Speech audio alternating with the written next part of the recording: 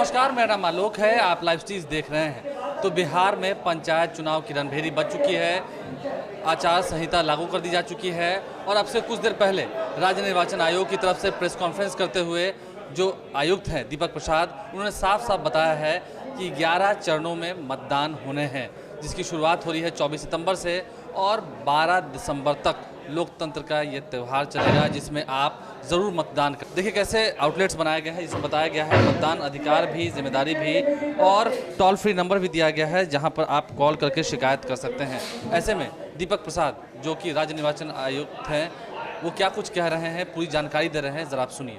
आप सबों को पंचायत आम चुनाव 2021 का इंतजार था और उसकी चुनाव आप सबों को पता है कि जून में की जानी थी, लेकिन कोरोना एक ऐसी विपत्ति सबों के लिए आई है जिसमें पूरा जन सामान्य वह डिस्टर्ब हुआ है। हम सभी इसके डिस्टर्ब हुए हैं और फिर कोरोना के बाद फिर मानसून सब अभी आ रहा है। मानसून आप देख रहे हैं कि मानसून है, तो निर्वाचन जैसे ही मानसून समाप्त होने का जो अर्लीस्ट हम लोग की संभावना है, वहाँ से हम लोग निर्वाचन प्रारंभ करते हैं।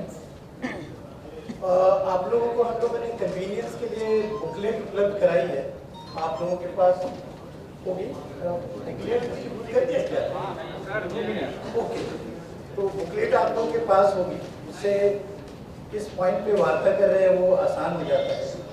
तो हम लोगों के द्वारा कुल देखा जाए तो कुल 11 चरण, लेकिन प्रत्येक जिला में अधिकतम 10 चरण में कर रहे हैं चुनाव। एक चरण अतिरिक्त जा रहा है आयोग के लिए, इसलिए कि जो फ्लड इफेक्टेड डिस्ट्रिक्ट्स है उसका हम लोग एक चरण बाद में चुनाव कर रहे हैं। तो चुनाव का प्रथम चरण 24/9/2021 को मतदान की तिथि होगी।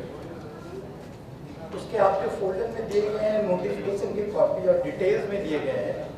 प्रथम चरण 24/9/2021 की होगी, इसमें 10 जिले इन्वॉल्व होंगे और प्रखंडों की संख्या 12 होगी। मतदान केंद्रों की संख्या 2119 है और 1609 मतदान हो रहे हैं। जैसे कि आप सबों को पता है कि हम लोग चुनाव को विभिन्न चरणों में करते हैं, तो हर जिला एक साथ चुनाव में जाएंगे और एक फेज, जैसा मैंने बताया कि जो बाढ़ प्रभावित जिले हैं वो एक फेज बाद से शुरू होंगे और सभी जिलों के कुछ प्रखंड जाएंगे।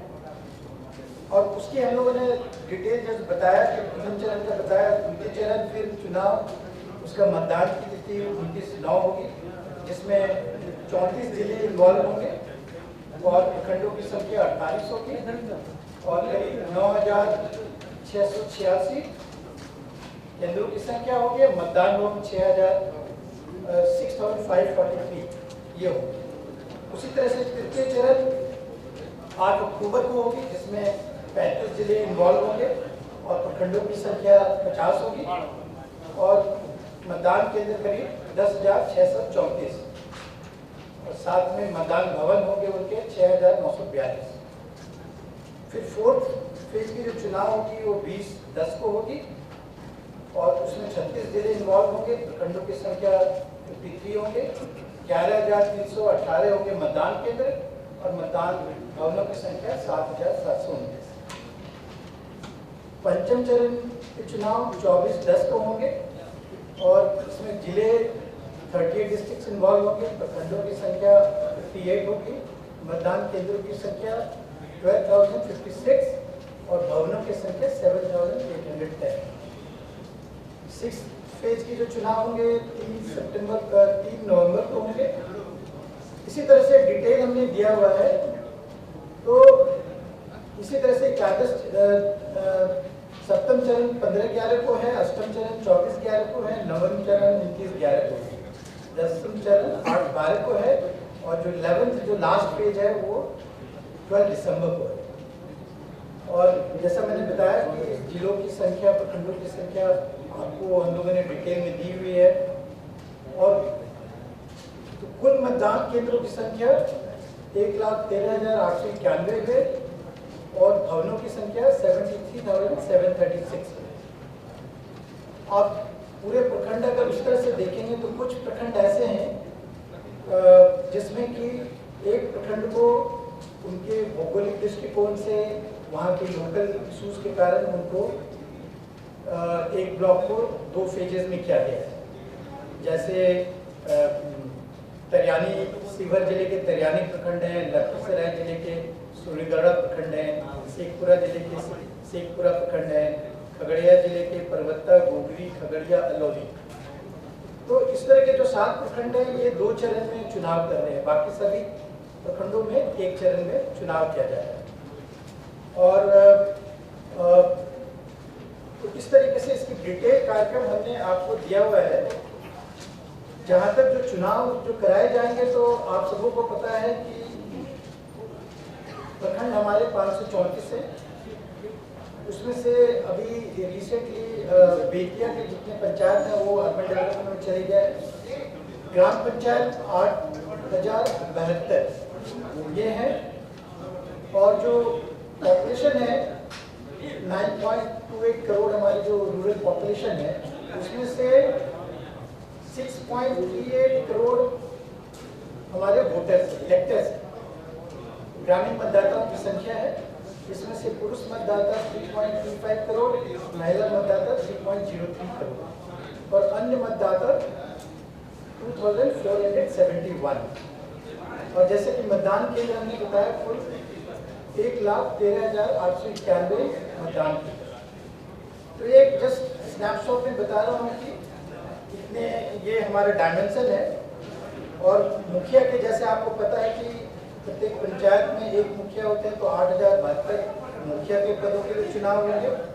ग्राम पंचायत सदस्य 1,13,307 ग्राम पंचायत सदस्यों के लिए सदस्य होंगे। पंचायत समिति सदस्य 11,104, जिला परिषद सदस्य 1,160, ग्राम कचहरी सरपंच 8,072 और ग्राम कचहरी पंच 1,13,307। कुल 2,53,022 पदों के लिए निर्वाचित किया जाएगा। और पूर्व में जैसे बताया है कि बाढ़ के करीब 28 जिले हमारे हैं। इन 28 जिलों को फर्स्ट फेज जो हम लोग 24 से शुरू कर रहे हैं, उस समय से नहीं करके सेकेंड फेज से इन 28 जिलों में चुनाव किया जाएगा। कहने का तात्पर्य है कि पहले फेज की शुरुआत होगी 24 को, 10 जिले में चुनाव कराए जाएंगे। उसके बाद 29 तारीख को जो 29 सितंबर को जो आपके बाकी जो बाढ़ग्रस्त जिले हैं उनको लिया जाएगा। ऐसे आशंका ये है कि हम लोग की जो ओवरऑल देखें तो 15 सितंबर के बाद बाढ़ का समस्या लगभग समाप्त हो जाता है।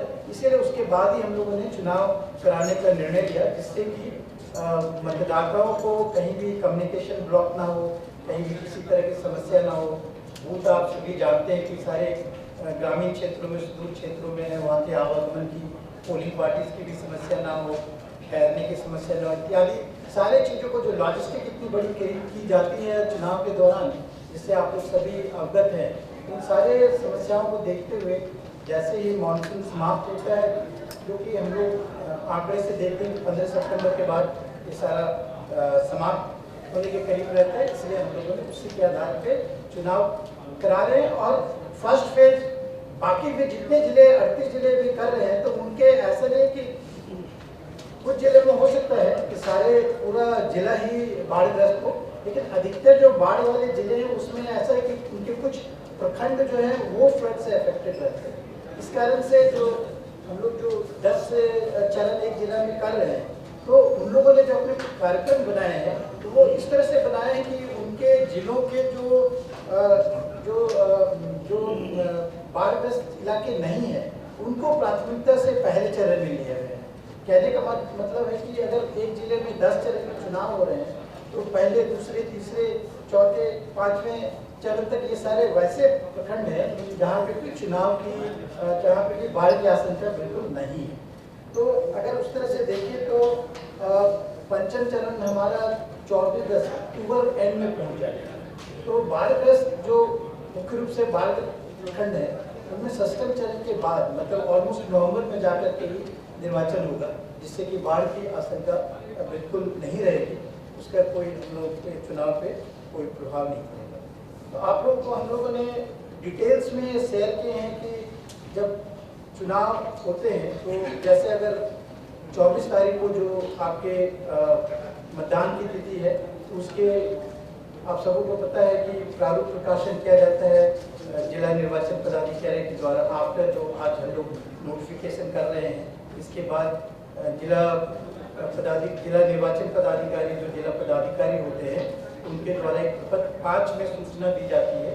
उसके बाद नॉमिनेशन का काम शुरू होता है। तो पहले जो फेज का है वो 1 सितंबर से सूचना प्रकाशित की जाएगी प्रपत्र 5 में, और नॉमिनेशन जो है वो उसके नेक्स्ट डे 2 सितंबर से वो नॉमिनेशन प्रारंभ हो जाए। और नॉमिनेशन जैसा कि आप बताएं वो 1 सप्ताह के करीब रहता है, और उसके बाद उसकी अंतिम तिथि 8-9 को होगी नॉमिनेशन की। फिर उसके बाद समीक्षा की जाती है जिसकी अधिकतम मैक्सिमम 3 डेज का रहता है समीक्षा की तिथि। 11-9 को फाइनल हो जाएगी समीक्षा, और अंतिम जो 2 दिन के लिए जो अगर कोई विड्रॉ करना चाहते हैं, व्यक्ति अगर वापसी लेना चाहते हैं तो वो 13 तारीख को उसकी तिथि है, और उसी दिन प्रतीक की आवंटित की जाएगी। और फिर उसके बाद 24 तारीख को उनको इस बीच में कैंपेन का पीरियड मिला, और उसके बाद 24 तारीख को चुनाव होंगे। तो ये प्रथम फेज की मैंने आपको बताया, और डिटेल्स आपको मैंने दिया हुआ कौन कौन जिले जा रहे हैं। जैसे पहले फेज में कैमूर, रोहतास, नालंदा, गया, गया, Nawada, not Nalanda, Gaya, Nawada, Aurangabad, Jehanabad, Arwal, Saran, not Saran. Okay, these are the districts जो कि आपके फर्स्ट फेज में जाएंगे। 10 जिले जहाँ पे कि बिल्कुल ही आप देखे होंगे तो सारे मोस्टली साउथ बिहार के डिस्ट्रिक्ट्स हैं जहाँ पे कि बाढ़ का कोई भी प्रकोप बाढ़ का नहीं है। तो ये कार्यक्रम हम डिटेल में आपको दे रहे हैं। जैसा कि आप जानते हैं कि चरणवार इसी तरह से सभी फेज के डिटेल्स बनाए गए हैं कि उनको कब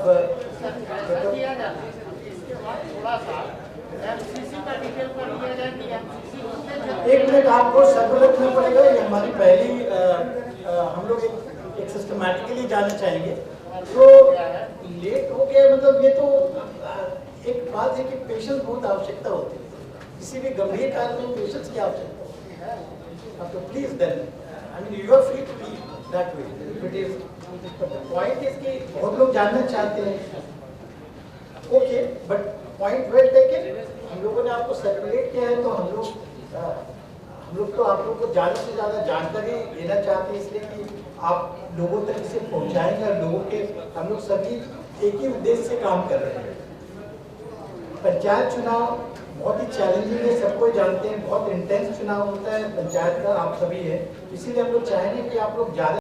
तो कुल मिलाकर तमाम जानकारियां आपको इस वीडियो के माध्यम से मिली होगी। जब प्रेस कॉन्फ्रेंस किया गया तो ये बताया गया है कि मुखिया के लिए और तमाम जो वार्ड सदस्य हैं उनके लिए जब आपको वोट डालने होंगे तो उसके लिए ईवीएम का इस्तेमाल किया जाएगा। वहीं पंचायती राज के लिए, ग्राम कचहरी के लिए जब वोट डालने होंगे तो आपको बैलेट पेपर का इस्तेमाल करना होगा। तमाम चीज़ों की जानकारी दी गई है।